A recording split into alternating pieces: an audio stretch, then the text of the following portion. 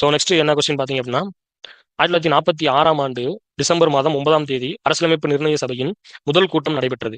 இக்கூட்டத்திற்கு டேஸ் என்பவர் தலைமை தாங்கினார்.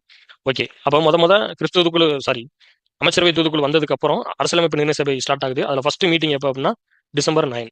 ஸோ செகண்ட் மீட்டிங் எப்போ அப்படின்னா டிசம்பர் 11. தேர்ட் மீட்டிங் எப்போ அப்படின்னா டிசம்பர் 13. ஸோ அந்த ஃபர்ஸ்ட் மீட்டிங்கோட எய்ம் என்ன அப்படின்னா தற்காலிக தலைவரை தேர்ந்தெடுக்கிறதா இதோட எய்மா இருந்துச்சு. ஸோ அப்போ அந்த தற்காலிக தலைவரை தேர்ந்தெடுத்தாங்களா அப்படின்னா தேர்ந்தெடுத்தாங்க. யார் அப்படின்னா அவர் தான் டாக்டர் சச்சிதானந்தா சின்ஹா. ஸோ இவர் ரெக்கமெண்ட் பண்ணது யார் அப்படின்னா ஜேபி கிருபாலினி. ரெக்கமெண்ட் பண்ணது யார் அப்படின்னா ஜேபி கிருபாலினி.